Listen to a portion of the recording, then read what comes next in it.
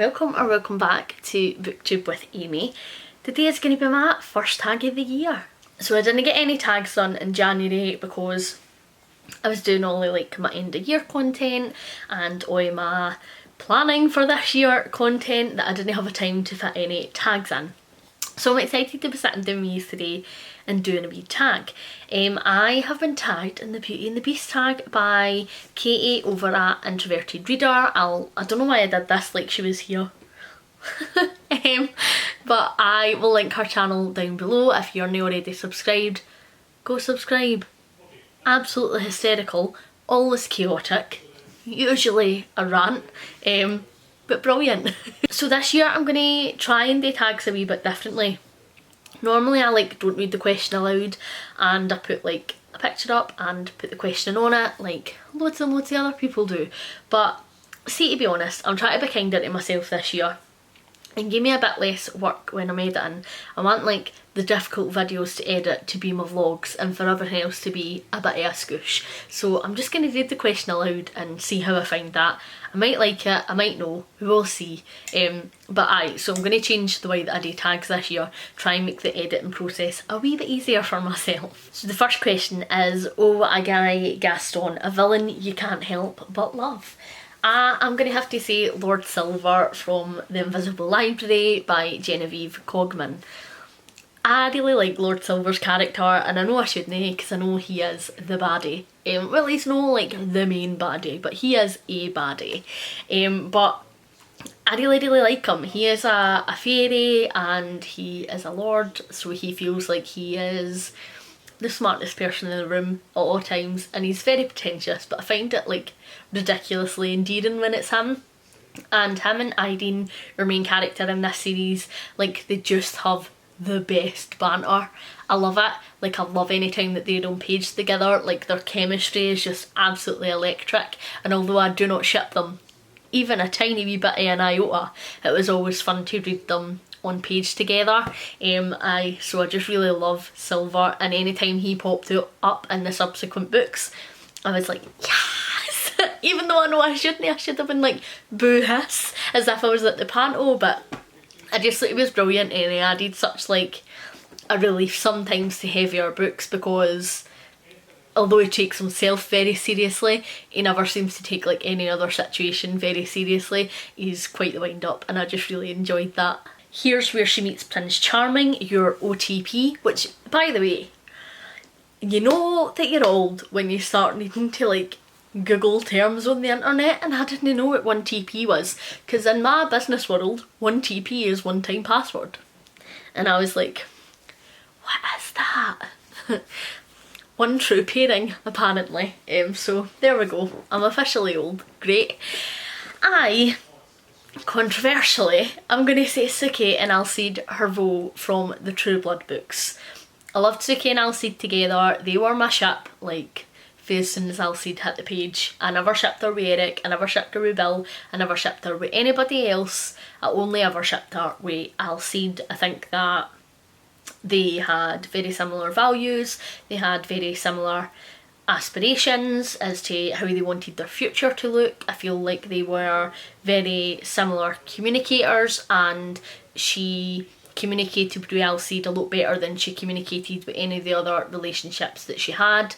Obviously matters were complicated with Alcide becoming Packmaster and not being able to put Suki as his priority as much as she would have liked, and when he became Packmaster he did become a wee bit of a dick, which I will agree to, but you know, after that things had settled down and stuff, he did go back to himself and he made some poor choices which affected him and Suki's friendship, but I still really shipped them together. I think that they would have had adorable wee fairy wolf babies, and I think that he is the only guy in here who would have treated Suki properly and the way that she deserved to be treated.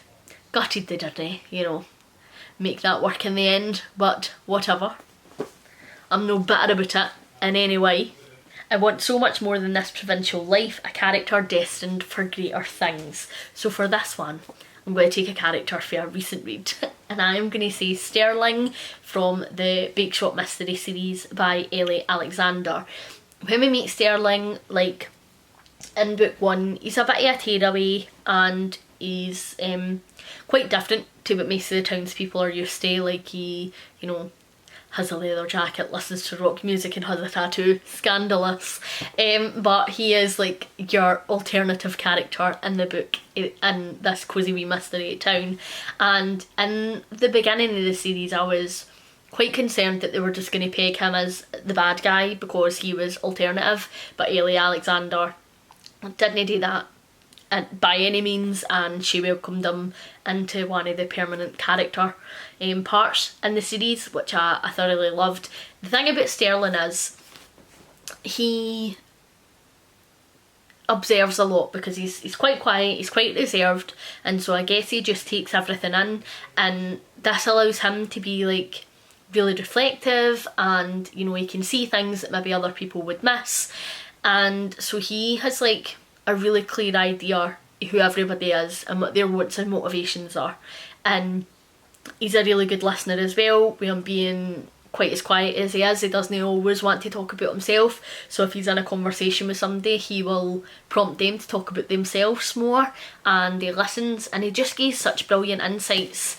Like your main character Juliet in here, who is one of my favourite female protagonists perhaps ever, I really love her. She's up there with like Suki for me, but she is really confused and she doesn't really know what to do in a few aspects of her life, and like for somebody who's so young, because he's only 20, he just gives her absolutely brilliant advice and is so considerate about everybody's feelings, and he's just such a cutie, and I don't think he realises the impact that he has on other people around him, and if he was to be a wee bit more intentional about that, then I think he could do absolutely amazing things. But I'm really loving getting to know him as a character, and I can't wait to see where the books progress. So then it's Be Our Guest, a book that made you hungry. Now, all the Bake Shop mystery books make me hungry, so this is like an honourable mention, but the book that started off my love for book themed books, food themed books, book themed books, my goodness, food themed books, was A Midsummer's Mayhem by Rejane LaRocca. This is a middle grade, and it's about our main character. Her dad is a food critic and she is really into cooking and baking as well. There's a baking competition and she decides that she wants to enter it, but she starts getting into foraging and is starting to forage for some fresh new ingredients to enhance her cooking. Little does she know, the items that she is foraging have magical elements and is bewitching people around the town, including her own dad. This is brilliant. I'm sure there's recipes in here as well, let me check. There's recipes up the back here as well, some of your cooking that she makes in the book, which is something that I have come to love. And the Meet Your Baker books have that as well, but I really enjoy after I've read a book if there's maybe something that is particularly stuck in my head that I will then go and make that, and it feels like really immersive because it's like I'm in the story. So I really loved this. It's so cute, so fun, would highly recommend it to everybody. Then Beauty and the Beast, opposites attract, and I'm going to have to go for Tiffy and Leon in The Flat Share by Beth O'Leary. Again, a book I read last year that I thoroughly effing loved. Tiffy and Leon are the complete opposite. Leon is such like a practical, level-headed guy. He like thinks a lot about his actions and his decisions and the impact that that's going to have on other people, and he's quite like a logical person, I guess, whereas Tiffy is just like a bubble of complete fun and creativity and chaos. She is very artsy, and so she has about a bajillion hobbies and is into this and into that, and you know, she wears such bright, colourful and unique clothing, and she'll, you know, make her own clothes and repurpose them if they aren't vibing with how she's feeling, and she just lives very much in the moment, whereas Leon's like a forward thinker, and I just love their romance in here. I think it was so cute. I think that she really brought Leon down a wee bit, to live a wee bit more in the moment and just to enjoy everything that was happening when it was happening. And he encouraged her to sort of think a wee bit more, and I just think they were really good for each other, and I thoroughly enjoyed watching their relationship developing here, and I really shipped them, and I often think about them. Like, this is one of the books where I feel like Tiffy and Leon are my pals, and I wish I could give them a phone to find out how they're doing and what they've been up to, because I just loved their relationship. I thought it was fantastic. But there's something in him that I wasn't there before, and so this is a character who is more than they seem. I'm gonna have to say Hamlet. This is my lovely folio edition. Me and Simon have got quite a few of these now. We are collecting them. We want to get them all of the Shakespeares in the beautiful folio editions, the nice slipcases, because we're fancy. Hamlet is one of my favourite Shakespeare characters. Hamlet is my favourite Shakespeare play, and so I feel like Hamlet is just the best thing ever. He is so smart, and you know, people didn't realise how smart he is until the very end of the play, because then everything hits and you're like, I see what he's done here. But he's so smart and so courageous. Like, he put himself in jeopardy, and he obviously, you know, lost the love of his life through everything that he did, but he did it because he had such a strong sense of justice. And he's also such an emotional wee guy. Like, obviously suffers from mental health issues. You know, he is still dealing with grief, and I just really love him. I have such a strong connection to him as a character. I feel for him every single time I read and reread and reread and reread the play. I think he was brilliant. And I just think he is a lot more than meets the eye. I think that when people read Hamlet, sometimes they get so caught up in all the drama of it, because the end is just an absolute shit show of death, that you forget everything he sacrificed and everything that he did to avenge his dad, and for that love and their relationship that they had. And he's just such a wee broken boy, and I want to cuddle him and make it alright. I was innocent and certain, now I'm wiser but unsure, a book that has changed you. Boyfriends by Michael Pedersen. I will talk about this book on my channel whenever I get the opportunity. This is one of the best books that I read last year, like by far. Michael has written this beautifully funny, heartwarming, heartbreaking novel about him trying to deal with the loss of his best friend Scott Hutchison, who was the lead singer of Frightened Rabbit. And throughout that, Michael takes us on a journey to all the friendships he's had in his life, good, bad, and sort of where the friendships are now, whether he is still in touch with these people, whether they had fallens out and are no longer in touch. And Michael talks a lot about his feelings in here. This book really resonated with me. He talks about being somebody who feels too much, and like, oh god, do I get that. I'm such an empath, and I really feel other people's emotions so deeply, as if they were my own. And I feel like Michael is very much the same. And he also talks a lot in here about what it was like to grow up in Scotland as a guy, and the limitations that then put on his friendships, because, you know, unfortunately it's still a wee bit difficult for guys to tell each other they love each other and to talk about their feelings and stuff here. And, you know, I think we're a wee bit backwards in that in Scotland. It's still sort of feel like, oh, you know, man up, don't talk about it, which is utter fucking shite. And it's no a surprise that we have young guys here killing themselves every fucking day when that is the attitude.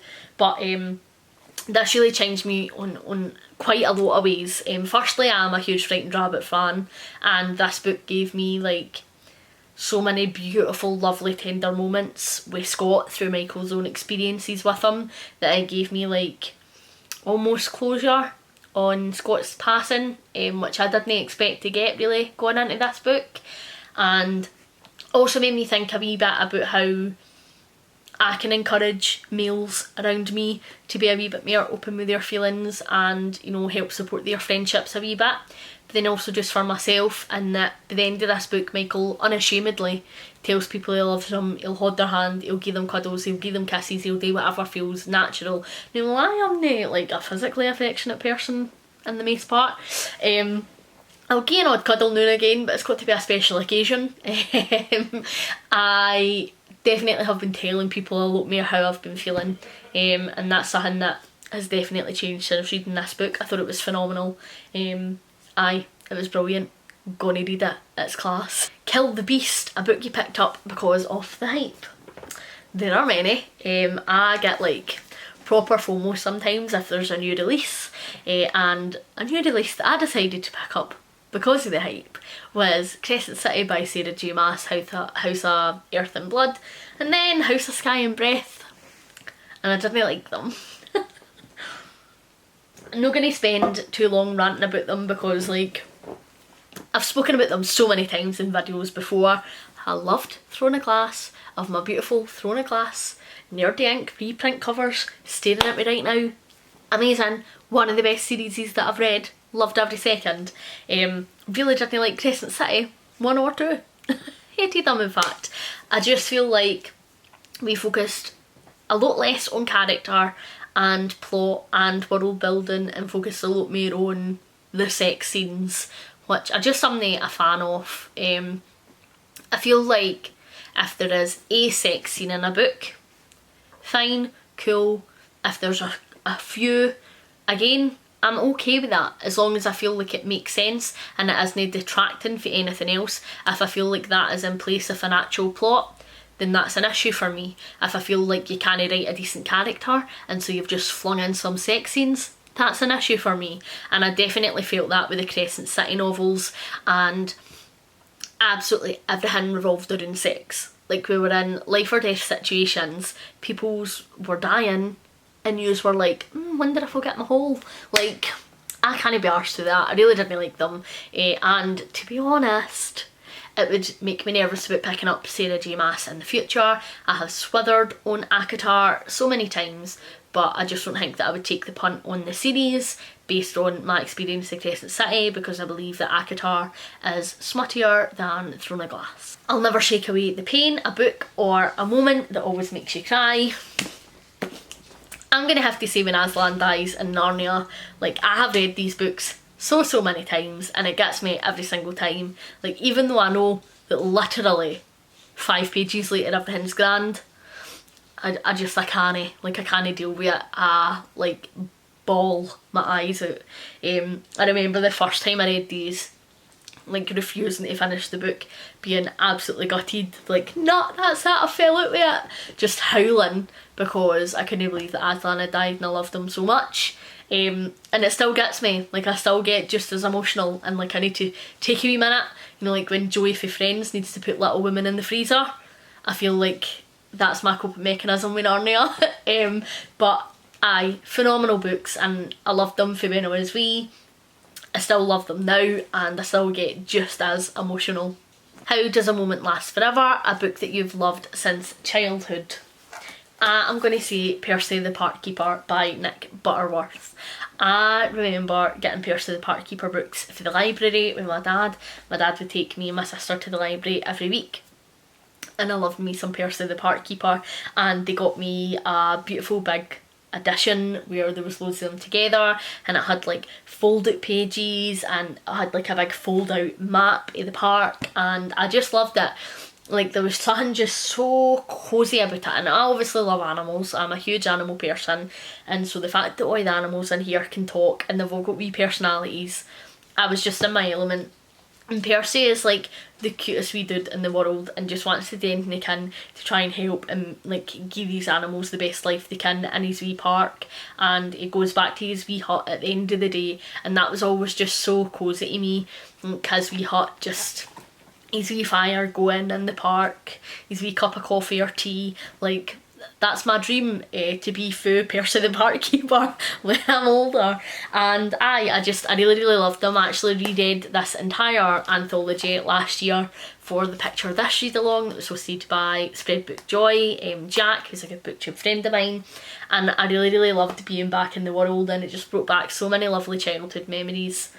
I thoroughly enjoyed that. So I'm going to tag Leandra over at the TBR0 because her answers to this question is going to be very different from mine, and so it will be exciting to see what she picks for them.